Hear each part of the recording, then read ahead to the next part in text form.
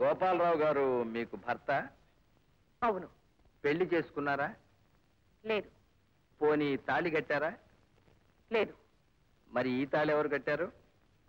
నేనే కట్టుకున్నాను. మీరు కట్టుకోవడం ఏమిటి? ఆయన కట్టలేదు కనుక. ఎందుకు కట్టలేదు? పెళ్లి చేసుకోలేదు కనుక. అయితే పెళ్లి కాకుండానే తాళి కట్టకుండానే మీరు తెల్లయ్యారన్నమాట కదా? అవును. ప్రేమకు ఫలితంగా కాదు, ఆయన పశుత్వానికి ఫలితంగా. అంటే? తెల్లవారితే పెళ్లినగా బలవంతం చేసి నా జీవితాన్ని నాశనం చేశారు. మీకు ఇష్టం లేకుండా? ఇష్టం లేకుండా చేసేదే బలవంతం. బలవంతం చేసి నువ్వు ఆమె జీవితాన్ని నాశనం చేశావు. అది ఇప్పుడు నా చేత ఒప్పించడానికి మీరు నన్ను బలవంతం చేసేస్తున్నారు. రూపాయి పారేస్తే దొరికే వస్తువు కోసం దొంగతనాలు బలవంతాలు ఎందుకండి? అంటే అంటే 25 రూపాయలు ఎవరు పడేస్తే వాళ్లతో తిరిగే మనిషి ఆవిడ. అనవసరంగా ఆవిడని బోనెక్కించి బోను పరువు తీసేశారు, కోర్టు పరువు తీసేశారు, నా పరువు తీసేశారు, మీ పరువు తీసేసుకుంటున్నారు. కావాలంటే గుంటూరు నుంచి శ్రీకాకుళం దాకా ఎవరినైనా అడగండి, వాళ్లే చెప్తారు అది పచ్చి వ్యభిచారం. ఏ మాటైనా అనండి, కానీ ఆ మాట అంటే నేను సహించను. నేను బ్రతుకుతున్నది నా బిడ్డ కోసం, నేను కోర్టుకొచ్చింది నా బిడ్డ కోసం. నేను పతితనో పతివ్రతనో నాకు తెలుసు, ఆయనకి తెలుసు. ఆయన చేసిన ఘోరానికి నా జీవితం నాశనం అయిపోయింది. అయినా నాకు కావాల్సింది నా బిడ్డ. నా బిడ్డ నాకు వదిలేయండి, నా బిడ్డ నాకు వదిలేయండి. అతను మీ జీవితాన్ని నాశనం చేశాడని చెప్పడానికి ఆధారాలు ఏమైనా ఉన్నాయా? ఆధారాలుంటే అతను శిక్షిస్తారా? ఇదిగో మా అమ్మను పెళ్లి చేసుకుని గోపాలరావు దిగిన ఫోటో. నా తల్లి బ్రతుకుని, రాజు తల్లి బ్రతుకుని నాశనం చేసింది వీడినని చెప్పడానికి ఈ ఆధారం.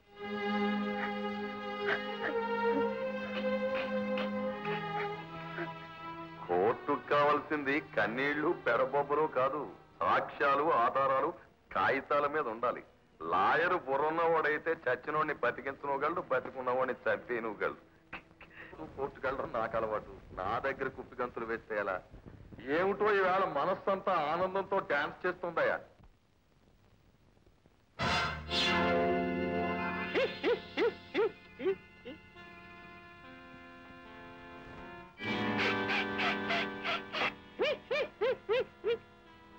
కోర్టుకు కావలసింది సాక్ష్యాలు, ఆధారాలే కాదు, నిజాలు. ఆ నిజాలు చెప్పించడానికి ఒక్కొక్కసారి కన్నీళ్లు కార్పించాల్సి వస్తుంది, పేడబొబ్బలు పెట్టించాల్సి వస్తుంది. కోర్టుకి చెవులే కాదు, కళ్ళు ఉంటాయి. నిజాలు చెప్పించడానికి తుపాకీల్లో గుళ్ళు ఉంటాయి. చెప్పు, నిజం చెప్పు. నువ్వు మా అమ్మని చూడలేదు? చెప్పు, మా అమ్మను నువ్వు పెళ్లి చేసుకోలేదు? మా అమ్మ ఎవరో నీకు తెలీదు? మా అమ్మను వ్యభిచార కుంపలో చూసావా? చెప్పు చెప్పు చెప్పు చెప్పు చెప్పు. లేవండి. ఎంత దుర్మార్గుడైనా మొగుడంతటి వాడు భార్య కాళ్ళ మీద పడ్డాడంటే భారతదేశంలో ఉన్న ఏ స్త్రీ అయినా ఏం చేస్తుందో తెలుసా? ఆ భర్తని కన్నీళ్లతో నెత్తి మీద పెట్టుకుని పూజిస్తుంది. కానీ నేను స్త్రీని కాను, ఆ పని చెయ్యలేను. జానకి, ఆడది మనిషి అయ్యే వరకు పువ్వు లాంటిది, పెళ్ళయ్యే వరకు అబల, తల్లైతే స్త్రీ. కానీ మీలాంటి వారి రాక్షసత్వానికి బలైన ఆడది పాషాణం అవుతుంది.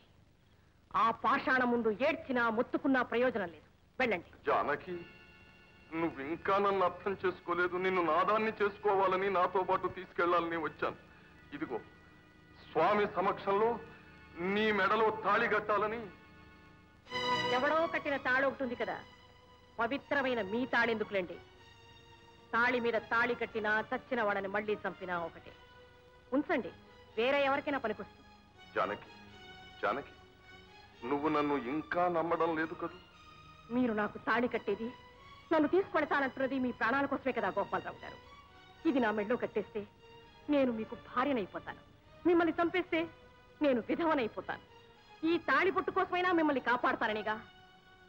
తాళి ఎవరు కట్టినా, బొట్టు ఎవరు పెట్టినా నేను తీసేది మాత్రం మీరు పోయిన తర్వాతనే. జానకి, కానీ నాకు వాటితోనే పోవాలనే ఆశ.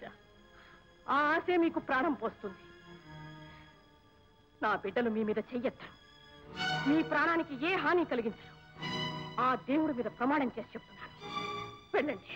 జానకి, నిజంగా నువ్వు దేవతవి, దేవతవి.